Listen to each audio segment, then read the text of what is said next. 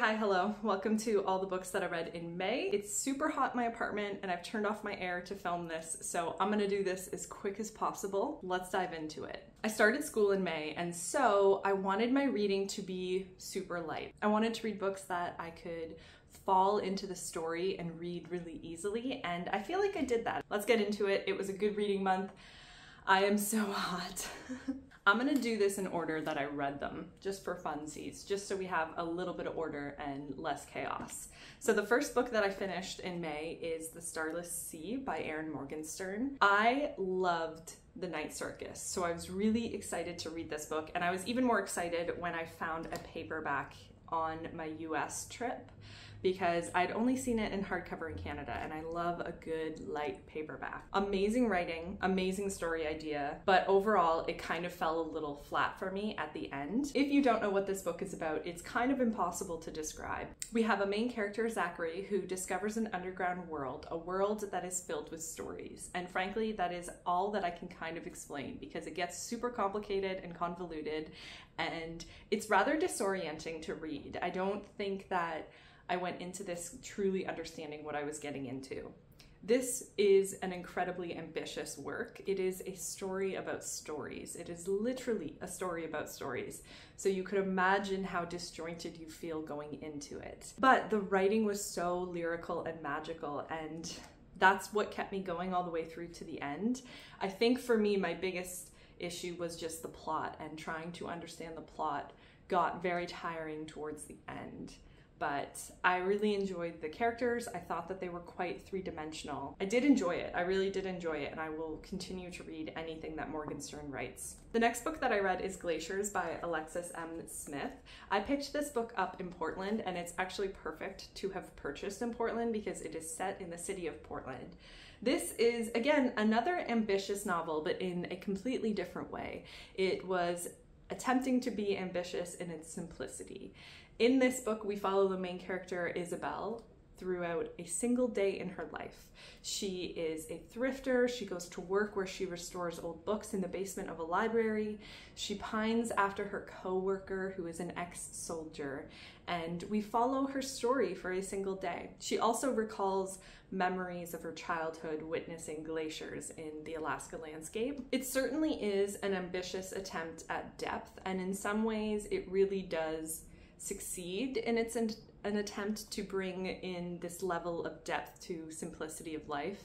However, ultimately it did fall flat in other places and was a little bit too on the nose in its messaging. It's all about the fleeting nature of life, ultimately. But I will say that I really did enjoy this, and it felt almost like a rom-com without so much comedy. It was a very quick, easy, light read, and I finished it in an afternoon, and I think I will read it again when I want something kind of light and low stakes, because this felt like that. And I imagine that this is the type of book that every time you read it, think of something new. There's new symbolism that pops out for you. So it was really good. It's just a completely different book than anything I've ever read. And ultimately it did, sorry, there's a cat hair. It ultimately did leave me wanting a little bit more from the story, but I think maybe that was the point of it. Next up is The Island of Missing Trees by Elif Shafak. I talked about this in a vlog, so I won't spend too much time on it, but I read this because I was craving a lush, gorgeously written,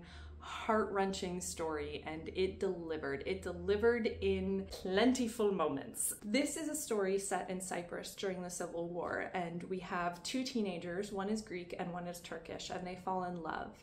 And it is told through alternating timelines between the moment that they fall in love and their life as teenagers and their life in London with their daughter. And there is a ton of nature symbolism throughout. It is a story about love and war and the impact on nature, and it also is an exploration of generational trauma. It's incredibly moving and well written, and there were moments that I certainly teared up at throughout this story. A literary lush story. This is definitely it for you. I was really craving comfort this month, and one of my comfort authors is Susanna Kearsley.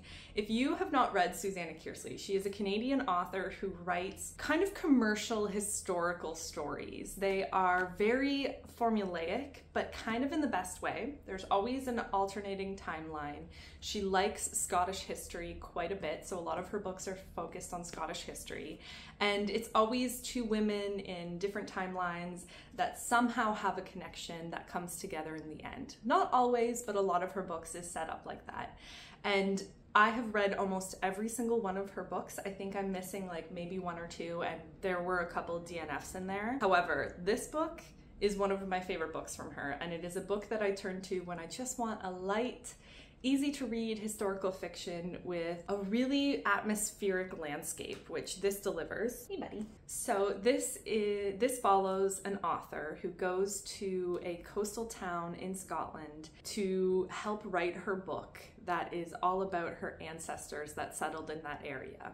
The alternating timeline is one of her ancestors who is caught up in the Jacobite rebellion. That's all you really need to know. It is everything that you expect from historical fiction, particularly commercial historical fiction. You know, it is light, it's easy to read, it's not too complicated on the history. You've got great characters, you got a little bit of romance in there, maybe a lot of romance in there.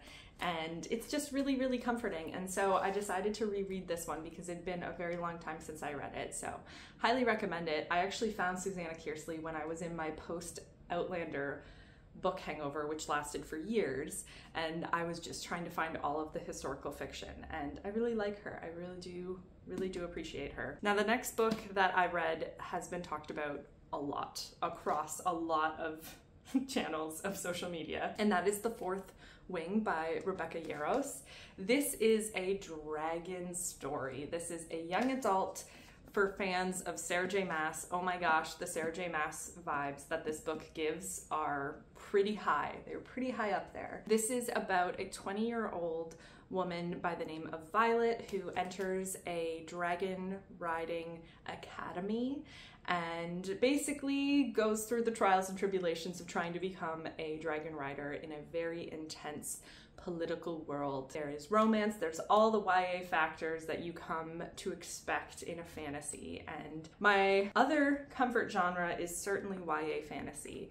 You know, are these books super profound? Not always, but they're a fun ride, and this was definitely a fun ride. No pun intended. Don't know about the designation of YA because it's a little bit smutty, maybe a lot smutty to some people. I didn't find it too bad, but it's pretty smutty. But it was fun, and it recalled Sarah J. Maas in a really, really good way, and I certainly will read on in the series. I think it's all about mindset when you go into these books. I think you just gotta accept the ride that you're given.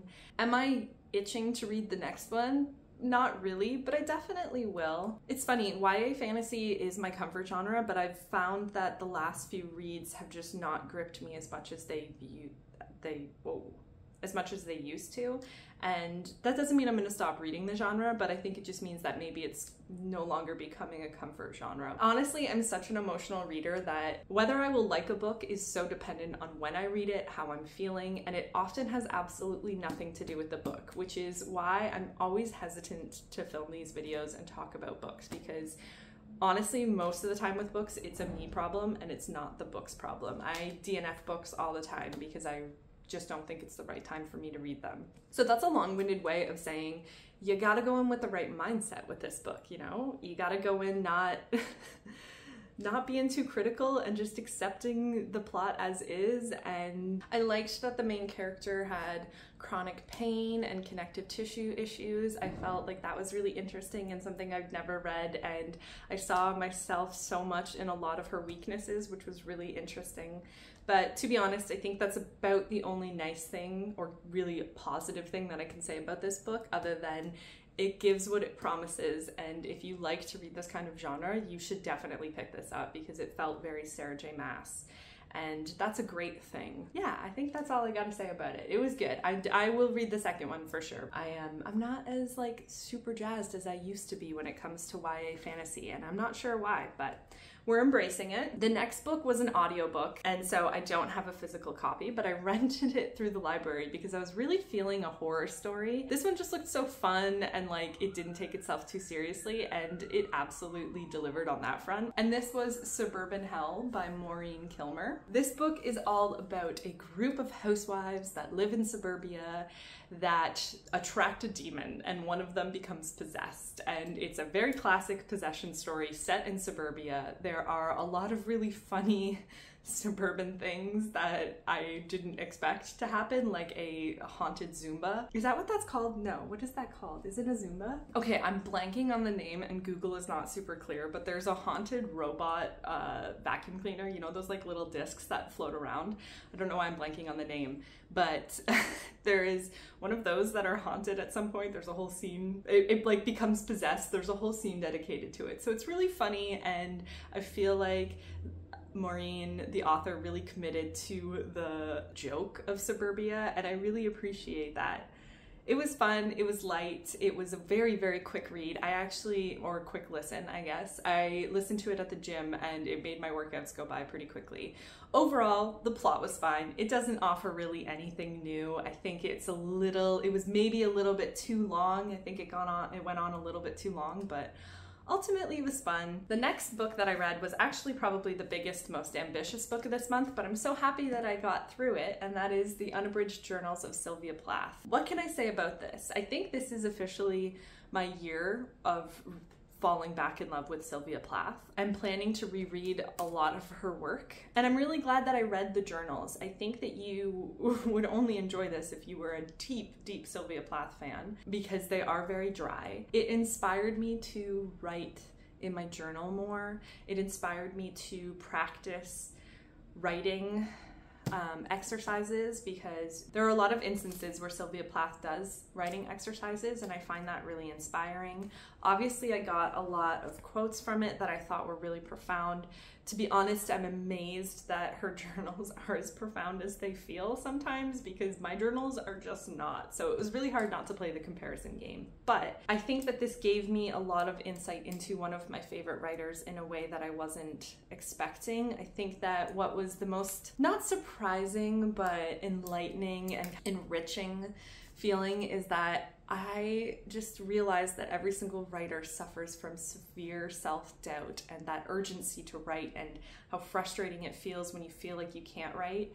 I think a lot of her journals were filled with that, and I felt a little bit of a connection to that, because I feel that all the time, and I think that writing can be a very isolating experience, and it's just nice to realize that someone whose writing you deeply admire and who you think is just naturally talented, and of course she is equally riddled with all of those questions and self-doubt moments that everyone who creates something experiences. So this book really gave me that, and I do appreciate that. I am really glad that I read her biography by Heather Clark before reading this, because it gave a lot of really great context to certain moments that she briefly alludes to, because her journals are not so much a day-to-day entry on what she did, but more just her feelings, and so sometimes she'll mention something that if you have no idea what she's talking about, it's really hard to follow. So that's my little speech on Sylvia Plath. I'm looking forward to continuing on reading her work. I think I'm gonna go with The Bell Jar next, but I'm not sure what month I'm gonna read that in. So I was also just feeling something super light one weekend that I could read in a day, and I've had this on my TBR for a very long time, and I decided to pick it up and got through it on a single Saturday, and now I am addicted and I need them all. And that is Lore Olympus by Rachel Smythe. This is a webtoon comic that has been published in volumes, at least here in Canada, and it is a Hades and Persephone retelling, and it is so sweet. It is so sweet. It is candy sweet. That doesn't mean that it doesn't delve into really intense topics, but it is just very comforting. It's weirdly comforting despite that, and I just can't wait to read more. I have never read, actually that's a lie, I keep saying I've never read a graphic novel. I've read the Outlander graphic novel, actually it's right here. I've read this a long time ago, but I've never actually dove into the graphic genre before, the graphic novel genre before, and now I really want to, and I'm so excited to, so I want to pick up some other ones. This has inspired me to pick up Heartstopper for sure, because I have not read that story yet, but I know that I will love that too, because I feel like it's also equally a sweet romance that dives into a little bit more intense topics, but in a really comforting way, and in a way that won't upset you too much, I hope. I don't know. We'll see where this story goes. I need the second one so badly. I'm so bummed that I'm on my book buying ban, because I would go and I would buy all of the volumes that are out right now, but obviously I can't. So I'm really hoping that maybe I get them as like a treat. I'm hoping that maybe I can justify buying them as like a treat when I finish my various semesters. We'll see. I don't know, but I love them. I love them so much, and I can't wait to keep reading. I know I can read online, and I probably will if I'm really craving it, but there's just something about holding the graphic novel in my hand that feels very special. So give me your graphic novel recommendations, because I keep saying that I think I'm a graphic novel girly now and I really want to read them. So give me all of the recommendations. Romance, horror, anything, I'm into it. The next book that I read is, I think it might be the only classic that I read this month, and that is Virginia Woolf's To the Lighthouse. Wow. Okay. This was my first Virginia Woolf, and what did I get out of it? So first off, this is not an easy book to read. It is an exercise in perspective and shifting point of views and narration to a confusing degree. But that being said, it's also a masterclass in all of those things. There are moments in this book where the point of view within a scene shifts from one person to the next, and suddenly you're in someone else's head. This book follows a family and their guests at their cottage home on the coast of England, and it's about connection, it's about perspective, and it's about people. It's gorgeously written, and the pacing and the narration of this book literally feels like lapping waves on the shore. It either feels like lapping waves on the shore or a lighthouse light altering and going around in a circle. There's a rhythm to it that I don't understand how Woolf accomplished, but she did. You either have to spend an entire year studying it and writing about it and researching it and getting other viewpoints on it, or you just got to accept the story that's being told and embrace that you won't necessarily understand everything that's going on, but every once in a while you'll catch a glimpse of something. Kind of like when the wave descends back to the ocean and you see a little rock or a seashell as you're walking along the shore. It's very much like that. There are hidden treasures within this. Overall, I think it was a good read, and I will definitely continue on with Virginia Woolf's writing, but man, this was quite the introduction to her. I don't know if all of her books are going to be like this, but I really did enjoy it. Okay, the last book that I read is Beasts of a Little Lamb by Joo-Hae Kim. This also is a book about connections.